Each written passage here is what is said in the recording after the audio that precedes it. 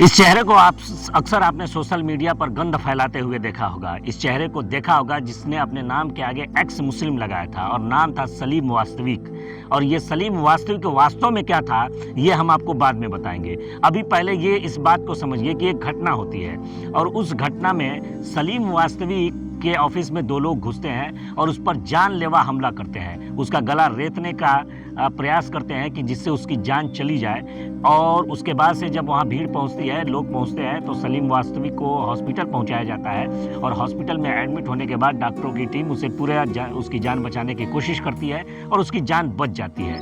लेकिन जैसे ही जान बच जाती है और इस पूरे घटनाक्रम पर जब पुलिस की नज़र पड़ती है तो पुलिस तो फाइलों को खंगालती है। ये जिसने अपने नाम के आगे एक्स लगाया है, तो जब आप इसके एक्स में जाएंगे तो एक ऐसा जघन्य अपराधी है जिसे सोचकर हमारी और आपकी रूहें कांप जाएंगी। एक 13 साल का नन्हा मासूम बच्चा जिसका अपहरण किया जाता है और अपहरण करने के बाद बेरहमी से उसे कत्ल करके उसे गंदे नाले में फेंक दिया जाता है। और ये फेंकने का काम और ये कत्ल करने का काम कोई और नहीं, यही सलीम वास्तविक ने किया है, जिसे कुछ लोग अपना धर्म रक्षक मानते हैं और जिसे कुछ लोग अपना मसीहा मानते हैं। जी हाँ, ऐसे क्रिमिनल लोग जो धर्म का लिबादा ओढ़ करके लोगों में नफरत फैलाने का काम करते हैं, उनसे सतर्क रहने की ज़रूरत है। 1995 में दिल्ली के एक कारोबारी से फिरौती की रकम मांगी जाती है और बदले में उसके 13 साल बच्चे का अपहरण कर लिया जाता है। 13 साल के नन्हे मासूम बच्चे का अपहरण करके बाप से जब फिरौती की रकम 30,000 रुपये मांगी जाती है तो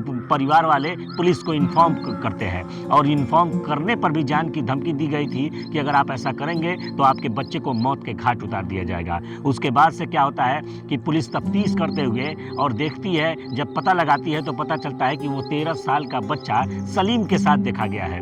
पुलिस सलीम के घर पे छापा मारती है, सलीम वहाँ पे पकड़ा जाता है और पकड़े जाने के बाद सलीम सारी बातें बताता है और उस गंदे नाले के पास ले जाता है जहाँ उस बच्चे को मारकर उसकी बॉडी नाले के अंदर फेंक दी गई थी।